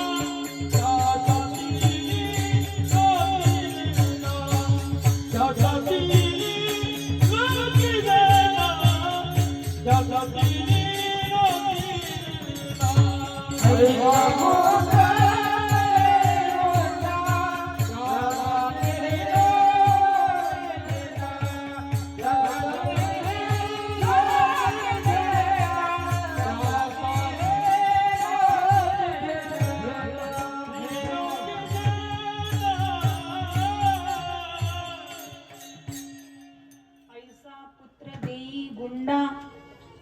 गुंडा म्हणजे गुंडांच्या टोळीतला गुंडा नाही, वारकरी, हरिभक्त, वैष्णव, 21 कुळांचा उद्धार करणारा असा।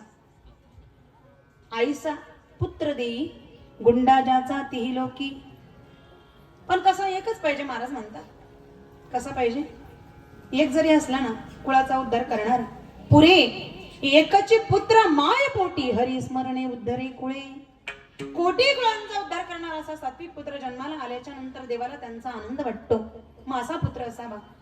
अहो राजा वगैरे त्याने स्वर्गामध्ये असणारी गंगा माता भूतलावरती आणली। वास्तविक पाहता पिढ्यानपिढ्यांची तपश्चर्या आहे, पण राजा वगैरे त्याच्या निमित्ताने ती फळाला आली आणि स्वर्गामध्ये असणारी गंगा माता भूतलावरती आणली आणि आपल्या पितरांचा उद्धार केला। 60,000 सगर राज्याचे पुत्र जे भस्मसात झाले होते का, ऊर्ध्वगती प्राप्त झाली ना त्यांना। कुठे? ते स्थान म्हणजे हल्लीचं गंगासागर। सब तीर्थ बारंबार गंगासागर एकही बार। त्या ठिकाण कपिल महामुनींचं दर्शन होत असतं, तेही 14 जानेवारीच्या दिवशी। कथाभाग फार मोठा आहे म्हणून तुम्हाला शॉर्टकट सांगितलं। राजा वगैरे त्याने स्वर्गामध्ये असणारी गंगा माता भूतलावरती आणली, आपल्या पूर्वजांचा उद्धार केला ना, असा पुत्र ज्यावेळेला जन्माला येईल देवाला आनंद वाटतो। तयाचा हरी खवाटे देवा विठ्ठल विठ्ठल। हे सगळं कधी घडतं? आई वडील जोपर्यंत जिवंत असतात, महाराज म्हणतात तोपर्यंत त्यांची सेवा करा, गेल्याच्या नंतर त्यांची मती वाढवण्याकरता त्यांचा सोहळा संपन्न करा। नाहीतर जिवंतपणे मात्र सेवा केली जात नाही, मेल्याच्या नंतर मोठे सोहळे संपन्न केले जातात, बघण्याकरता ते शिल्लक राहतात का हो? पण जिवंतपणे आनंद दिल्याच्या नंतर शेवटच्या श्वासापर्यंत जो सोहळा संपन्न केला जातो ना, त्या माता पित्यांच्या अंतःकरणाला जिथे कुठे असतात ना आनंद वाटतो। आज ही माऊली या परिवाराला बघते, हा सगळा सोहळा ही माऊली बघते आहे। आज एकादशीचा महान असा पर्वकाळ आहे। प्रत्येकाच्या जीवनामध्ये पर्वकाळ प्राप्त होतो असं नाही महाराज, त्याच्याही करता जीवनामध्ये पुण्यकर्म करावं लागतं, सत्कर्म करावं लागतं। ज्याच्या जीवनात पूर्वकर्म आहे ना त्याच्या जीवनामध्ये पर्वकाळ का?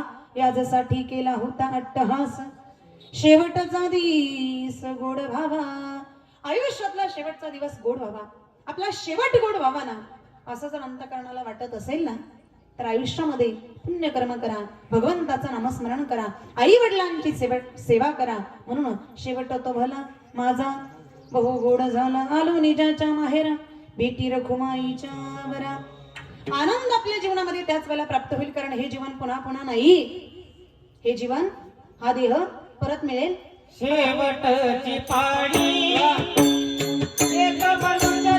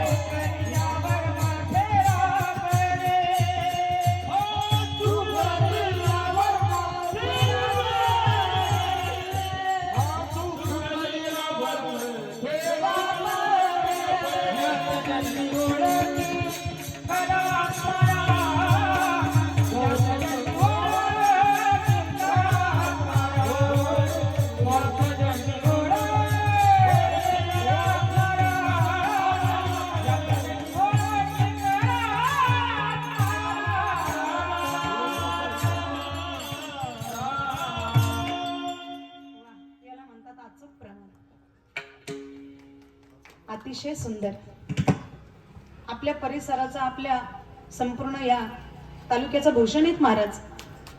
बघा ना, एकच व्यक्तीने टाळी वाजवावी. आपल्या आयुष्यातला शेवट गोड व्हावा असं जर वाटत असेल, नाहीतर मग होईल काय? चुकली या वर्म चुकलं ना फेरा पडणारच आहे. वर्म जर चुकलं ना फेरा पडणारच आहे. इकडे वळण्याऐवजी फाट्यावरून तिकडे गेला, फेरा पडणारच आहे. आता तो छोटा सांगितला, हा फेरा काय छोटा आहे का? 84 लक्ष योनी फिरत फिरत आलो, तेव्हा कुठे हा पवित्र मानव देह पुढे मिळण्याची शाश्वती आहे शाश्वती.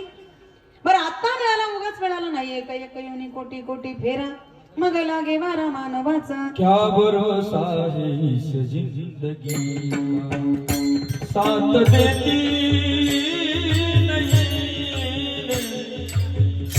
साथ देती नहीं वो किसी का. क्या भरोसा है इस जिंदगी का, क्या भरोसा है इस जिंदगी का, क्या भरोसा है इस जिंदगी का. साथ देती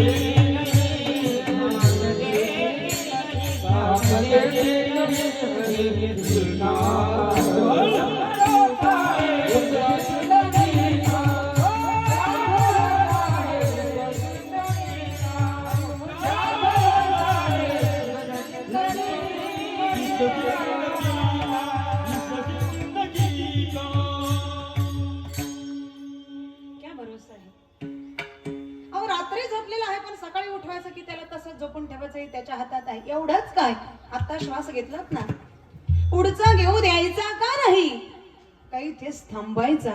हे फक्त पण दुर्दैव असं की त्याचं अस्तित्व मानायला माणूस तयार नाही. लोक म्हणतात या जगात देवच नाही, देव नाही. देव जर नाही म्हणावं तर तो असता का? कारण आपण म्हणतो या देहात काय आहे, राम आहे. जोपर्यंत याच्यामध्ये राम आहे तोपर्यंत याचं काम, याच्यातला निघून गेला राम, याचं आहे का काही काम? मग हे कुठेतरी भाड्याचं घर भगवंताने आपल्याला दिलेलं, त्याने सांगितलं बाबा खाली तर आपल्याला सोडावंच लागेल, एक क्षण सुद्धा थांबायचं नाही का? जिंदगी जिंदगी जिंदगी जिंदगी एक किराए का घर है, एक ना एक दिन बदलना पड़ेगा. जिंदगी एक किराए का घर है, एक ना एक दिन बदलना पड़ेगा. जिंदगी किराए का घर है, एक ना एक दिन बदलना पड़ेगा. जिंदगी किराए का घर है, एक ना एक दिन बदलना पड़ेगा.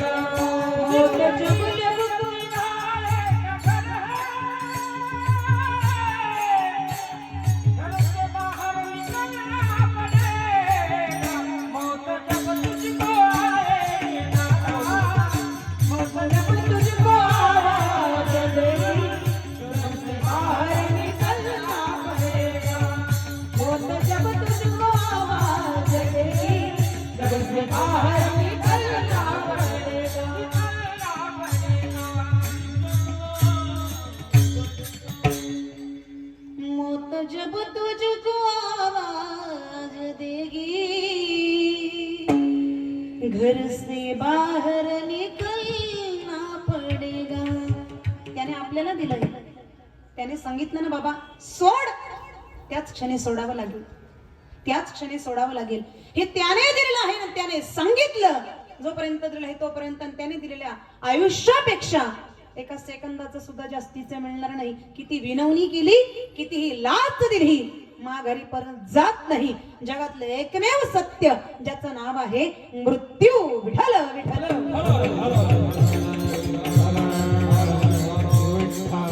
तो मृत्यू इतका प्रामाणिक आहे, इतका प्रामाणिक आहे, इतका प्रामाणिक आहे. महाराज म्हणतात तो आल्याच्या नंतर खऱ्या अर्थाने माघारी परत जात नाही. त्याची वेळ झाल्याच्या नंतर तो येतोच. उड़ जाएगा एक दिन पंछी रहेगा बिजरा खाली, बिजरा खाली.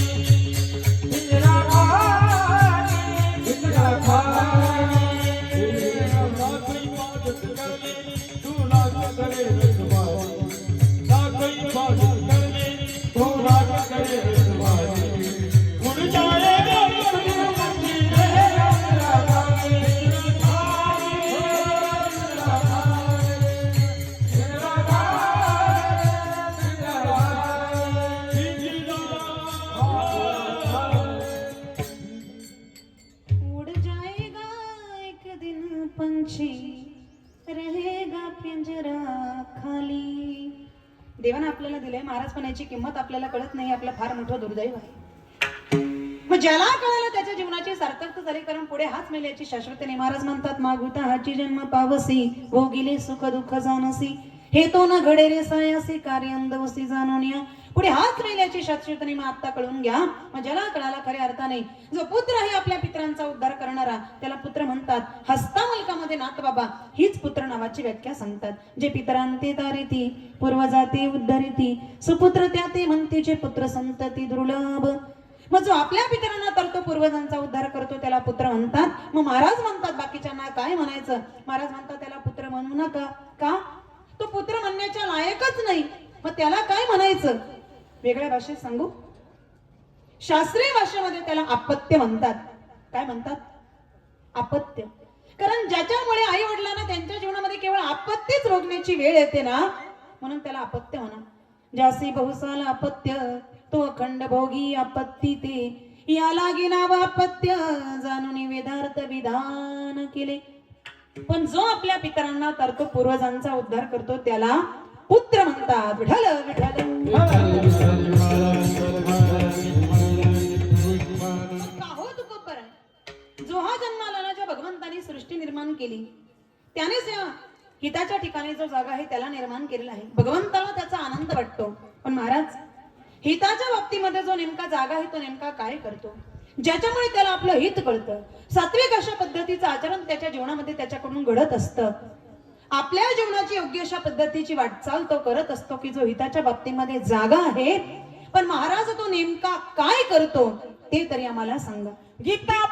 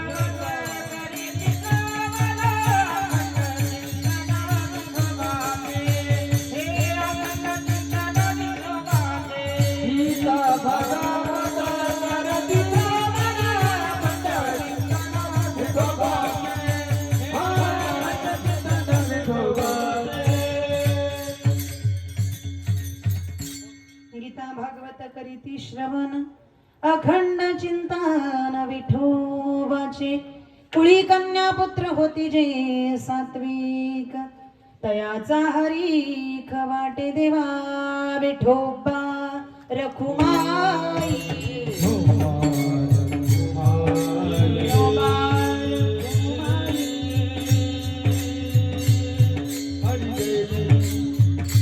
टाळी वाजवा.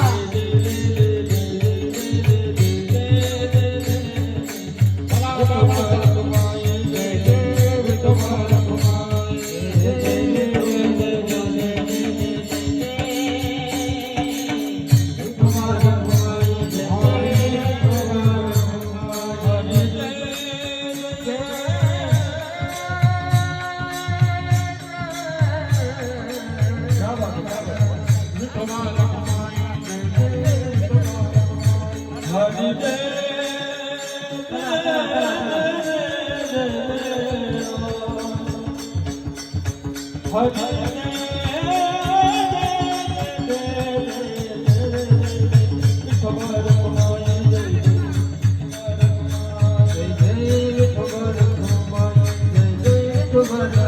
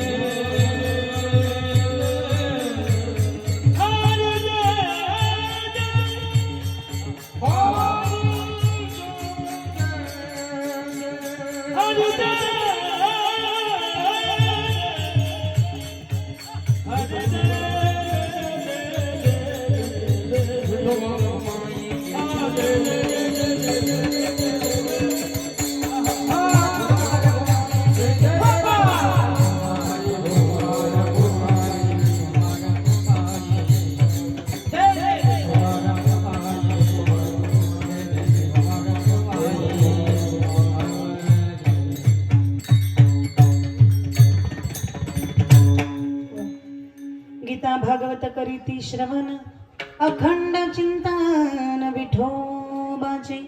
हिताच्या बाबतीमध्ये हिताच्या ठिकाणी जो जागा आहे तो नेमका काय करतो? महाराज म्हणतात गीता भागवत करीती श्रवण. ते गीता आणि भागवत या ग्रंथाचं श्रवण करतात. कारण गीता आणि भागवत हे आपल्या हिंदू संस्कृतीचे सर्वोच्च असे ग्रंथ आहेत.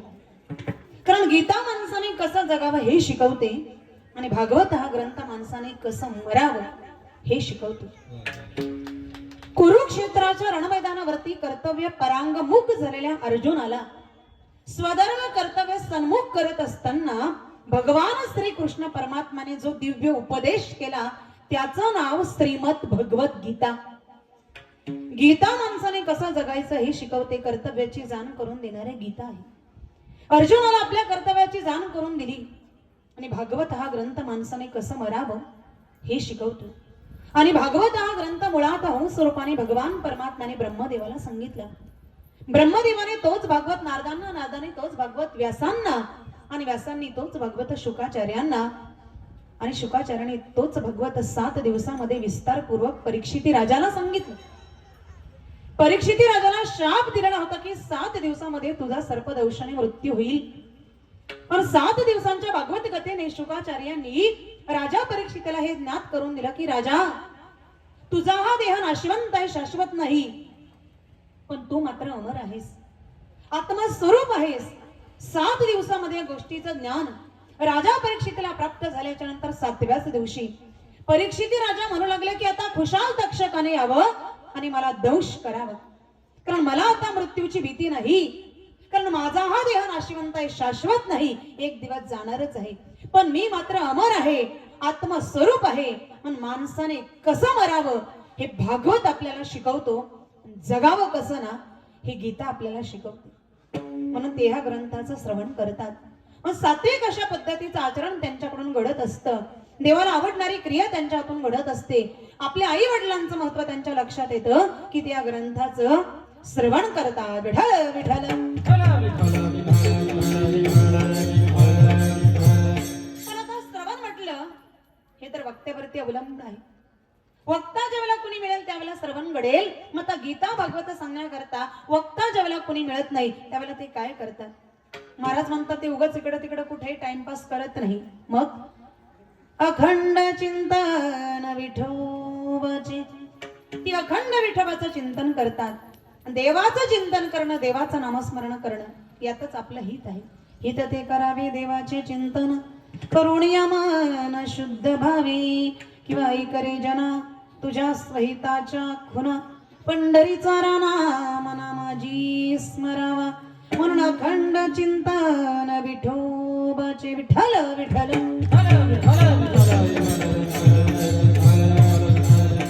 आणि देवाचं चिंतन केलं, देवाचं नामस्मरण केलं तर काय होणार नाही? काय नाही केले का चिंतिता विठ्ठले, सर्व साधनांचे सार भव सिंधू तरी पार, किंवा अवघे होतीला बैकाया चिंतने. म्हणून अखंड चिंतन विठोबाचे. विठ्ठल विठ्ठल.